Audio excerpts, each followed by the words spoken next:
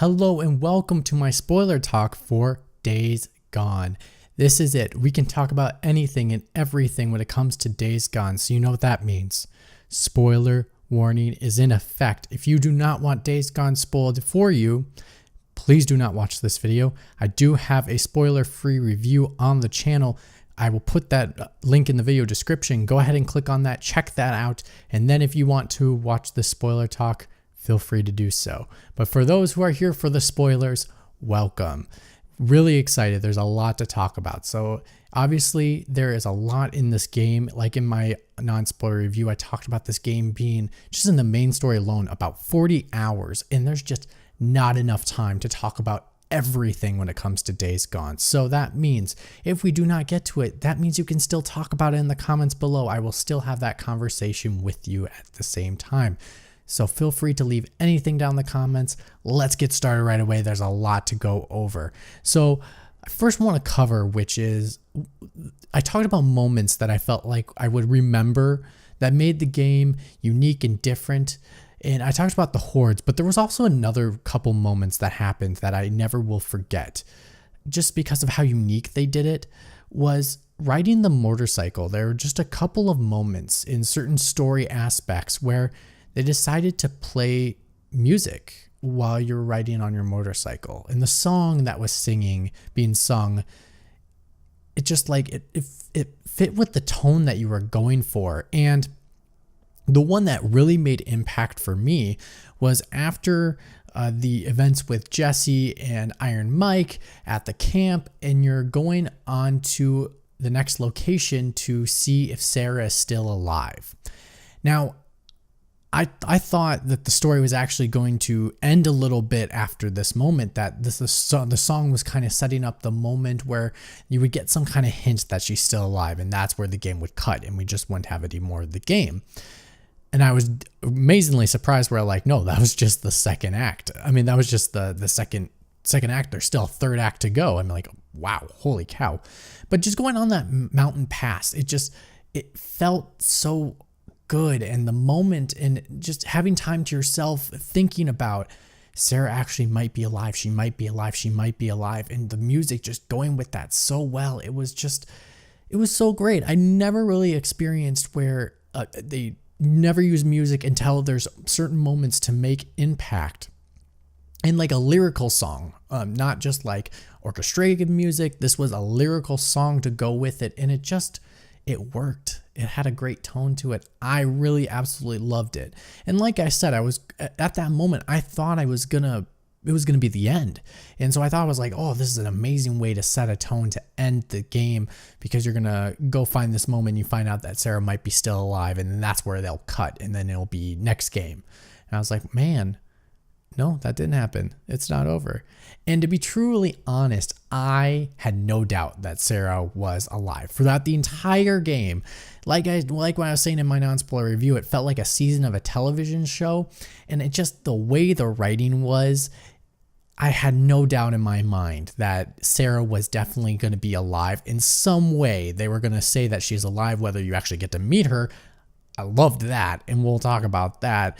But just, it was so great because I think it grew the relationship better for me. I think, like I said in my review, you know, these characters are kind of just thrown in, and you're kind of learning to get to know them as you're playing throughout the game, and learning that you have these past relationships with them and past times you spent with them, and these are part of their character. And so you're kind of learning what that is in that aspect. And so I really, really liked that she actually was alive, and you actually got to spend time with her, that you're witnessing their relationship become rekindled.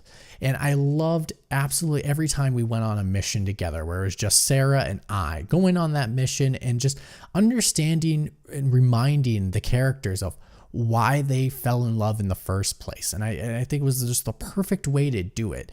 And, you know, it was a great way of also involving her and allowing that to be very natural, of that relationship coming back together again, of having her go out there with you, having her just be more involved. It made it not as not as jarring as something as like, oh, you were just going to go get something for her and then you would have a conversation. No, when she goes out in the field, it really brought a lot of things back, a lot of emotions back for both people. And by the end of it, you really felt like we're on the same page. We understand each other again.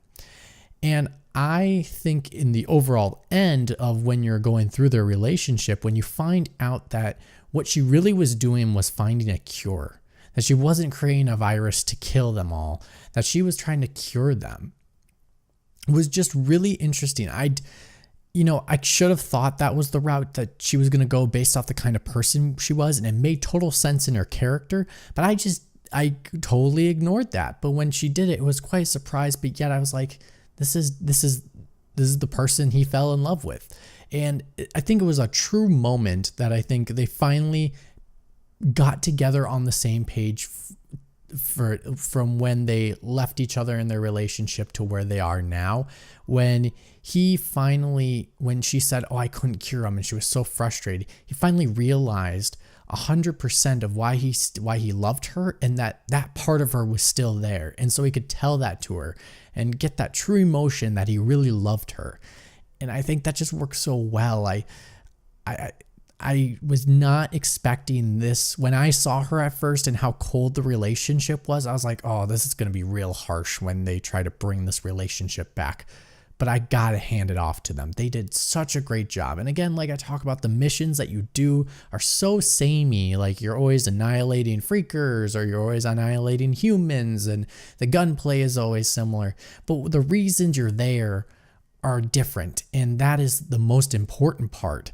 And that makes the experience so much better because you're there for a reason, and the reason in the story really outweighs the combat, and it just totally makes you feel better being in that area compared to like just dealing with this combat scenario. You just really feel more impact, and you want to be there. You don't care about doing the combat every single time because the story and the characters and the way they're interacting is just so good.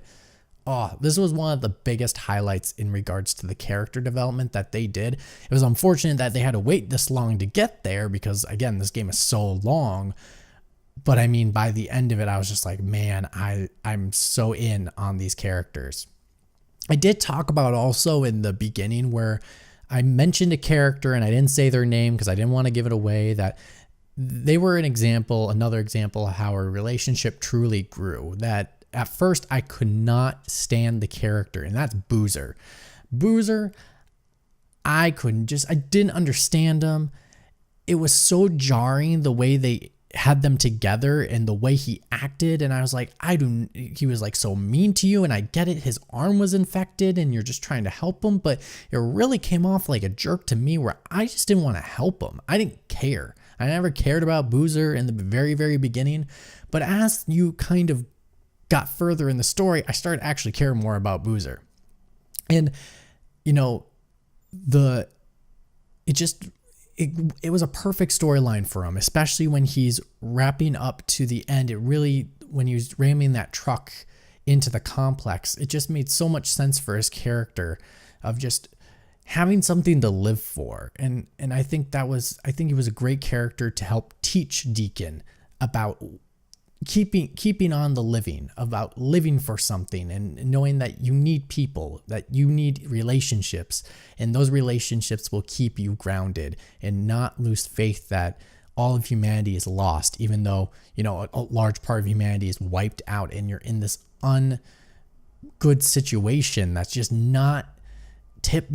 it's not what you expect and not what you want. But you got to work with what you have, and just keeping those relationships, keeping you grounded. That's what was important. I also do love the dog. I liked the dog and having that heartfelt moment for him to really have him, he has Deacon, but at the same time, he really doesn't have Deacon because Deacon is in his own little world. Deacon's thinking about his own things to keep him grounded. And Boozer is one of those things for him that keeps him grounded. But, that dog really was a thing that kept Boozer grounded, especially in the moment where he lost his arm. And I just think that was just too cool. And coming back later when you see how the dog and Boozer react to each other, I think was a great relationship overall. Now, I do want to talk about these flashbacks, and I did talk about a little bit in regards to the loading screens, and most of the time it was involving when we had the flashbacks, and it came off that they were really broken apart, and that, it got me thinking. I was like, I had a feeling that gameplay was probably involved because of how they were cut apart. That like if they weren't, they were just so cut apart that I was like, you could have just combined them and made them one cutscene. But I think because they probably originated it as a gameplay mechanic where I had a feeling it was maybe a tutorial. That was going to be your tutorial, was trying to, the very beginning to get out of the city was maybe your tutorial for Days Gone, but then they kind of changed it midway through production or something. But I just think it just didn't really work with when they were cutting up the flashbacks together. It just didn't work out as well as I thought it would. But that was my only big thing about the flashbacks. And specifically, I'm talking about the scene where they're trying to get through a certain shop, and there's this guy shooting at them, and he's trying to tell them we're not infected. We just need to get through to get to the helicopter because Sarah got stabbed. And so that was the point where Deacon shot the guy, and you got to witness Deacon's first kill. It was too jarring in those cutscenes that moment itself was not as impactful. And plus, Deacon was a hardcore biker, which if they were going off I had a feeling they were going off the stereotype, which it seemed like they were. And by the way they were talking about the group and how rough they are. And he had a gun when he met Sarah. So I had a feeling he probably killed somebody before. So I don't feel like it felt out of place that he felt that bad, because it was like, you probably killed a guy before and you're trying to save everybody. You're just trying to get through and the guy's trying to kill you. What do you expect? So it didn't really work for me as well in that flashback moment. Now I have to talk about a character I really, really liked in this one, and it was Schizo. Having Schizo in this game and in this story was really cool. It was a great tool to show how opposite people are in certain situations, especially in the Iron Mike camp, which is a camp they really focus on extremely. And I think Schizo showing that opposite side and having him kind of feed off Deacon and Deacon's original not understanding what Iron Mike's trying to do. Deacon's originally on Schizo's side, and having Schizo use him as that influence to try to really rift the camp so that Schizo could possibly take over. I think he did a great job in having enough time for him to really plant those seeds and having that doubt in all the characters in regards to Iron Mike and trying to feed that rebellion that he really wanted to happen. But I just literally think there were, after the first moment where Deacon got through into the Ripper's territory to get the equipment to help to help Boozer in his arm, I think it didn't really work as well when he did it another time, the second time, when him and Schizo went into the Ripper territory again for the second time, and then that's how Deacon got captured. Between then, there was a lot of conversations between Iron Mike and, just figuring out how to solve the problem. And I think Deacon finally understood, especially in between those scenes. Schizo reveals that, hey, like giving the hint of going, if I take over this camp, you're going to be on my side, right? Yeah, you're going to help me rebel against Iron Mike, right? And when Deacon's like, you don't want to ask me that. So why, if you do that, why would you be on Schizo's side to go into the Ripper camp? It just didn't make any sense at all. And so I, as the outdoor third party while this was happening, going like, don't do it. Why are you doing it? So it just didn't make any sense to me. And the only thing that really made me frustrated, that wasn't as frustrating as this moment, was when, they did a great job of having you forget that Schizo was out there. After Schizo got kicked out of the camp, I forgot that Schizo was out there because there's so much time that's passed. There's so much of that relationship that's growing back into play when it regards to Sarah and Deacon and getting that relationship back to where it was when they before the incident. And, I completely forgot about it. And as soon as Schizo appears, I just go, oh crap. I literally did say out loud, I was like, oh, Jesus Christ, come on. This is not good. And the thing that made me a little frustrated was, once that situation happened where they saw each other, and then the general sat them both down and talking about like, how do you know each other, blah blah blah, and Schizo's making up this fake story about how Deacon harmed women, which Deacon, one of his codes is he never harms women unless there's a far extreme that they're gonna harm him, but he goes outright to not harm any kind of woman, and that's just part of his code. But for Schizo to say this story and then Deacon just to say you're a liar, why didn't Deacon come up with a different story and a way to not reveal about the camp? Obviously he can't tell the general because he lied about there not being any more camps from where he came from. But what he could do is he could still lie and say something like, oh, I met him out when I was touring around. He was with a little group and, he tried to like murder his group mates or something like that. And, I stopped him and, when we were fighting, my shirt got ripped or something. And that's how he knows I have that tattoo on my back or something like that.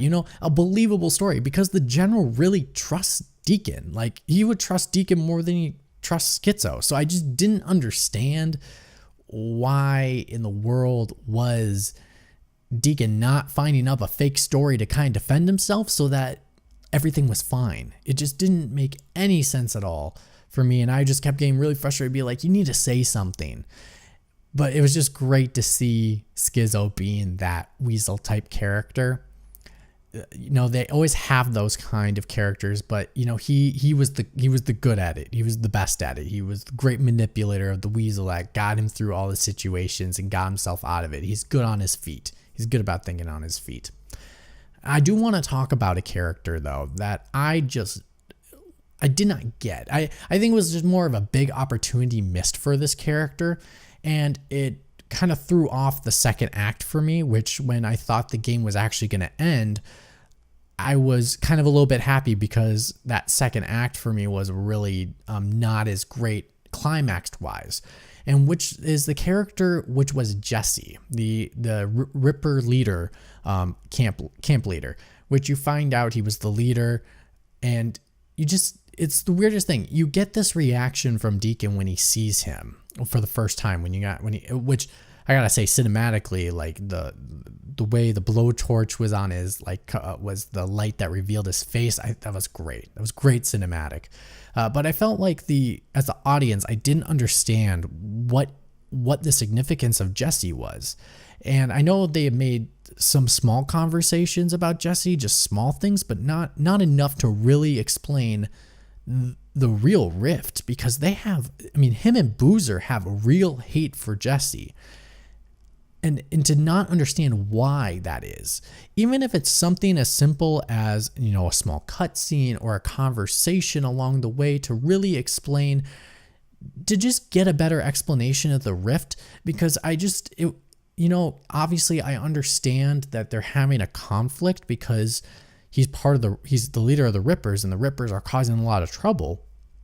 But before he even became a Ripper, there was conflict. And so, when they had that moment where they actually went at it at the very end, and then he dies, I think Deacon said something like, now it's over, like you're done. And I'm like, done with what? I don't even understand why you hate this guy so much. I understand why you hate the Rippers, but I don't understand why this person has that much hate that you contain for him. It was just a jarring moment, and I think a waste opportunity to really make that villain more personable. And I think that would have made that second act stronger, which even if the game then did end after that moment and you went up the mountain and the music was playing, it would have worked better because that character was so much stronger. That villain was a real villain. And maybe the point was it didn't matter, but to Deacon it mattered, and to Boozer it mattered. And if it matters for those characters, then it needs to matter for us because we're playing as Deacon. It needs to matter for us because Deacon is the character we play as. Now, throughout the game, we're learning... I skipped one note, sorry. With the theme of how to move on. I think, everything happened everything happened to you. Is everything you need to find? Is that what you care about what was the most important thing? That, finding a home for yourself. And a home doesn't mean a physical thing. It means the connections you have with the people, the things that you care about most. That's home. That even in those moments near the end with Deacon and Sarah, that for them, home was them together. Wherever they went was going to be home for them.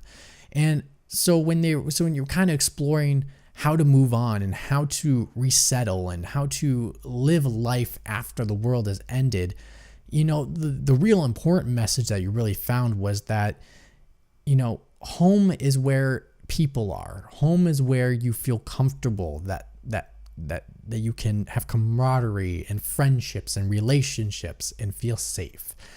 And I think that really showed, and it was just a perfect natural progression to have Deacon take over for Iron Mike when he dies.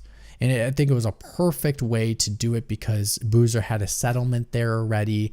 Boozer and him have a relationship. He's been working for the camp for a while. He has those relationships with the other characters. I don't remember their names, but one of them was the biker and the other one was the nurse, the school nurse that was acting as a doctor. But you need to take what you can get. And so I just felt real natural and went with the theme of the story in regards to home is where the people are that you care about. Home is where you feel safe.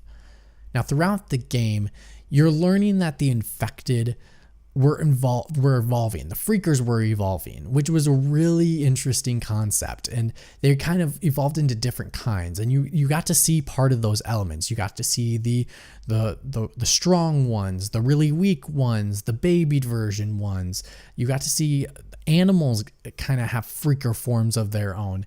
And when O'Brien revealed that there was a smart freaker, and he was a smart freaker, and he took off his mask, it just blew my mind. It really did. I liked that a lot because it just opens this mythos, this entire world, to creating so much more interesting and dynamic kinds of creatures that we could eventually run into in future games. That you can go farther. That maybe the soldiers from O'Brien's company that he works for, that they would come back and they have like strong freakers that are smart freakers, and so those are super soldiers to them, and that they're utilizing them as army people. There's just so many opportunities to mix up the gameplay more in the future iterations without feeling like you're taking everything and it's going to be exactly the same as last time.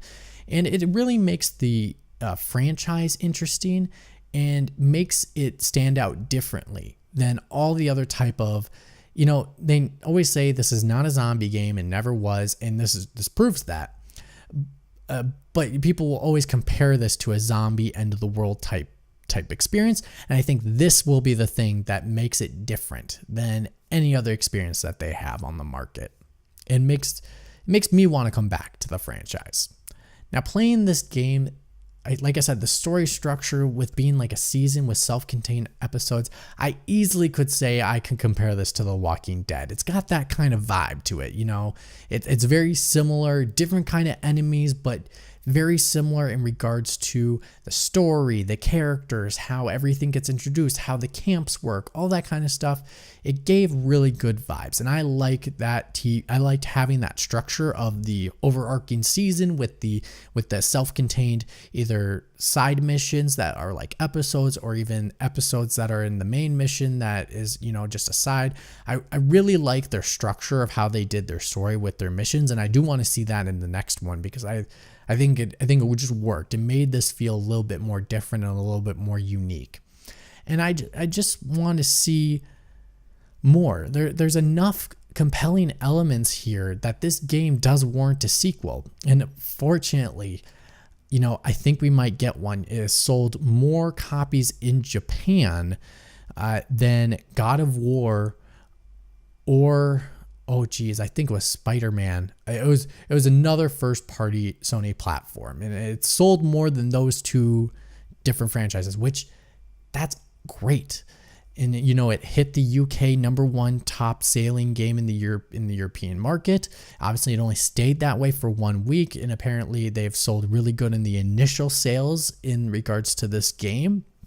And it might just be enough to warrant a sequel, and I really would like to, because Sony Bend, I said it all over my non-spoiler review, they deserve a second shot. They're a studio that now has the tools to understand what went wrong and what can we fix and how can we make this better.